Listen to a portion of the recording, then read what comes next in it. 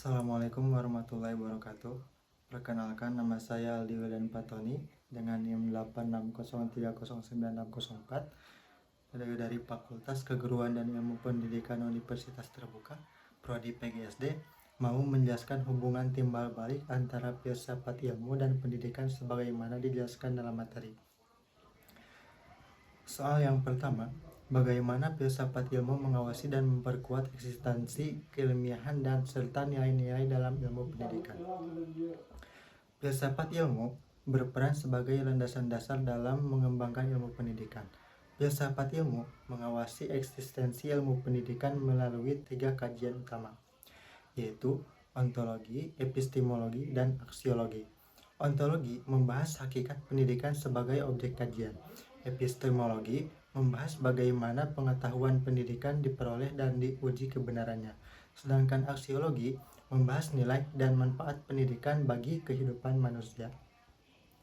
Melalui kajian tersebut, filsafat ilmu memperkuat keilmiahan pendidikan karena pendidikan tidak hanya dipandang sebagai praktik mengajar, tapi juga sebagai ilmu yang memiliki objek, metode, sistematika, dan tujuan yang jelas.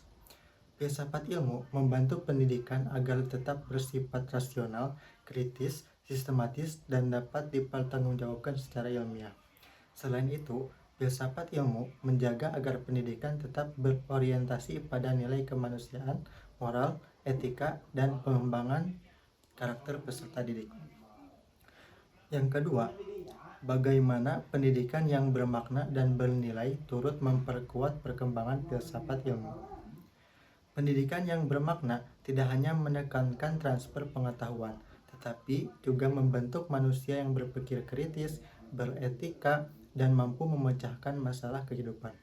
Pendidikan yang demikian mendorong perkembangan filsafat ilmu karena melahirkan refleksi baru tentang hakikat manusia, pengetahuan, metode belajar, dan tujuan pendidikan.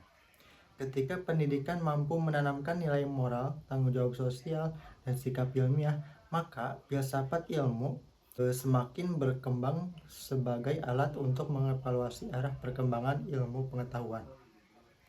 Pendidikan yang bernilai juga memperkuat filsafat ilmu karena mendorong lahirnya inovasi, penelitian, dan pemikiran kritis terhadap berbagai persoalan pendidikan dan masyarakat.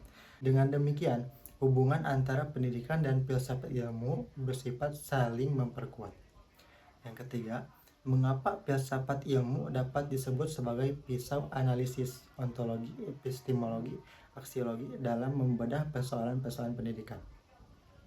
Filsafat ilmu disebut sebagai pisau analisis karena mampu digunakan untuk mengkaji berbagai persoalan pendidikan secara mendalam melalui 3 pendekatan utama. Yang pertama, ontologi. Ontologi ini digunakan untuk menganalisis hakikat masalah pendidikan, misalnya hakikat peserta didik, guru, kurikulum, dan tujuan pendidikan. Yang kedua, epistemologi.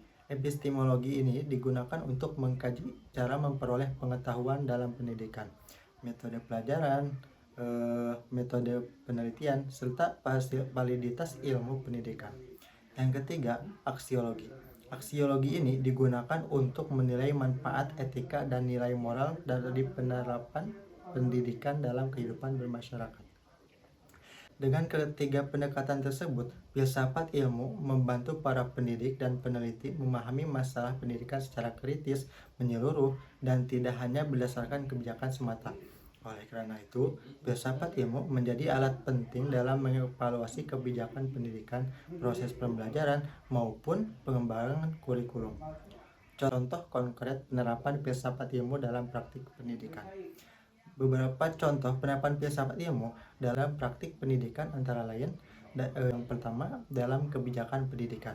Dalam kebijakan pendidikan, pemerintah menyusun kurikulum merdeka dengan mempertimbangkan hakikat peserta didik sebagai individu yang memiliki potensi berbeda-beda.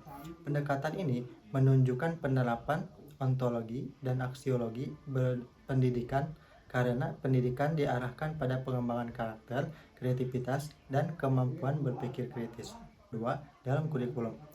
Penyusunan kurikulum didasarkan pada teori-teori ilmiah dan kebutuhan masyarakat. Hal ini menunjukkan penerapan epistemologi karena kurikulum dikembangkan berdasarkan hasil penelitian dan pendekatan ilmiah.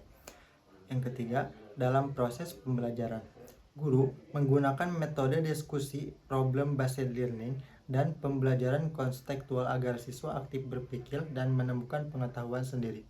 Penerapan ini menunjukkan filsafat konstruktivisme dalam pendidikan yang menekankan bahwa pengetahuan dibangun melalui pengalaman belajar. Yang keempat, dalam penelitian pendidikan. Peneliti pendidikan menggunakan metode ilmiah untuk mengkaji masalah pembelajaran. Misalnya, penelitian tentang rendahnya motivasi belajar. Penelitian ini dilakukan secara sistematis agar menghasilkan solusi yang dapat dipertanggungjawabkan secara ilmiah. Terima kasih. Wassalamualaikum warahmatullahi wabarakatuh.